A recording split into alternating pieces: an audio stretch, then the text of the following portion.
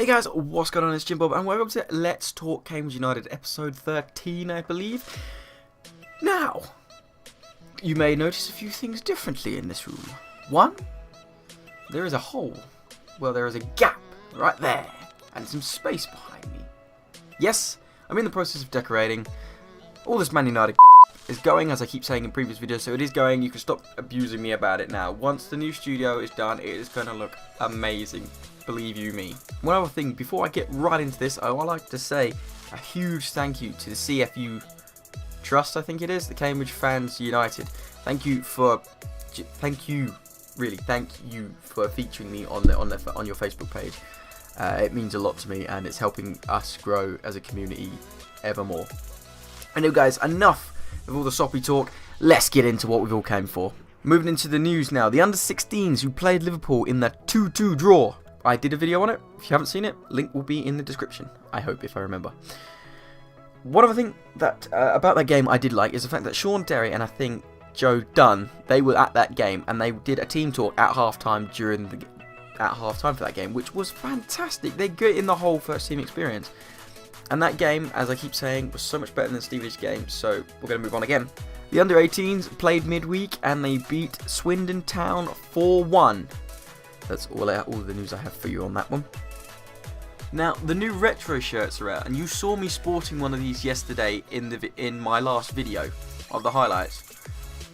They've brought retro shirts back. They are a great thing. I haven't got a number on this one yet, unfortunately. This one's representing the year we won. I think it was League 2 in 76 to 77 season. So, if you're a fan of the old kits like I am, go pick yourself up a shirt. In the preview. In a pre-match press conference Sean Derry did in midweek, he said mental strength is key to this game. It was, right up until Luke Berry tried to show off and missed a penalty. Sean Derry also said York will be a tough nut to crack. Unfortunately, it didn't look like that, but they did give it their all, especially with the goal they scored. Right, I'm going to move on now, guys, to the actual match, and I'm going to move on to the lineups now. So, you should all know this by now, but we had Norris, Furlong, Legg, Coulson and Haynes. Obviously Norris with goal and the others were in defence. Then we had Berry, Ledson, Dunn, Dunk in midfield, and we had Spencer and Williamson up front, which worked unbelievably well. I can't believe how well that worked yesterday. And now I'm going to move on to our first goal, and that came from the one and only Jimmy Spencer. And yes, I think after that he will be having a party. That was an absolute cracker from a set. That wasn't a set piece. That was a cross. It was a great cross. When he'd headed it in, I had no idea who scored it until I looked on my phone. And once I saw the highlights of it back, and once I watched my recording back of it, and then I saw him head it in, what a goal that was. That was fantastic. Jimmy Spencer, you're having a party. You're here at the U's to stay. Keep scoring them goals. Not like he's going to see this, but anyway, just in case. And the second goal came from the local lad. Yes, Josh Coulson scored his first goal since the opening day of last season. Fantastic for him. I'm glad. Since he's been back, he's played 4 games. He's had 3 wins and 1 loss, which was last weekend. And he's come back, scored a goal. I'm pretty sure he has secured his place in the defence now. If for some reason he's out, he's injured. That's all I can think now. He's back in the lineup, and he's here to stay. And I have to mention York's goal while I think about it, because although it was a consolation goal pretty much, what a weldy of a goal that was. That was a fantastic long shot.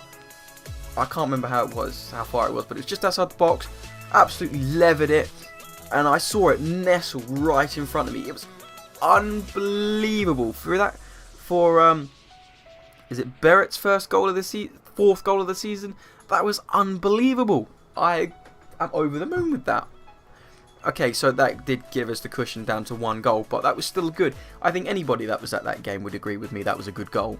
And the third goal came from, the one and only man himself. Mr. 22, Ben Williamson, in fact, actually. Why do I keep saying Mikey? But nevertheless, Ben Williamson came through and brought us another goal. The 3rd goal of that match. I think that's his 5th or 6th goal now, are you sure? Anyway, over the moon, 3rd goal, even happier that it was number 22 that scored, my man Ben Williamson. Even happier that I kind of predicted the score right. Unfortunately, I didn't say anybody. I said to my dad, though, if the last time we scored within the first 10 minutes, we went on to win 3-1. What happened?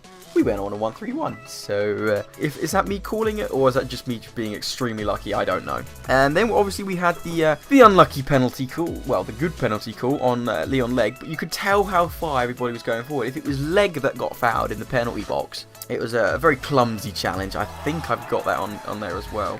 You'll probably see them all up here at some point, including the goals. And it was left to the captain to put us 4-1 up in front. That didn't go to plan, did it, Beza?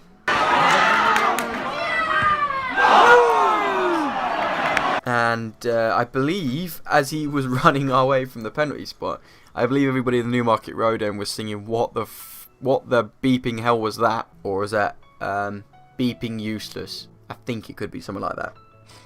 And then he was subbed off in the 79th minute for Ryan Donaldson, and we found out after the game he had actually subbed off for not showing any respect to the opponents while taking that penalty, so he was taken off as punishment. The overall attendance for the game was 4,822.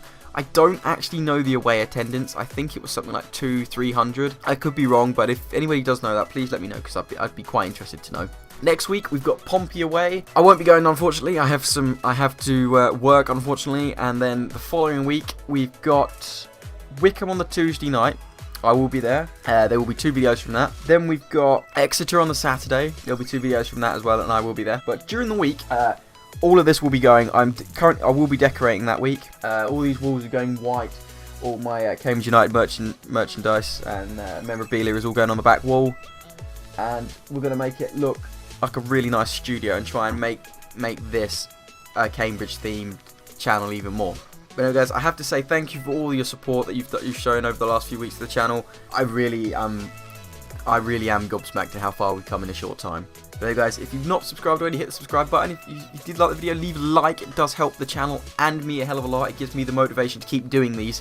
As I've said, there will be a Let's Talk video next week. No highlights, unfortunately, because I have to go back to work on the Saturday. But the following week, everything resumes as normal, sort of. But anyway, guys, I really do hope you've enjoyed this as much as I have done recording it. I'm sort of reflecting on how well we've done over the last few weeks. Because of the under 16s video, we've gained a lot of subscribers through that, and it honestly does mean a lot to me, guys. If it may not seem like it, but it really does. And yeah, I'm gonna leave it at that before I start getting a bit teary-eyed because I'm an absolute wuss.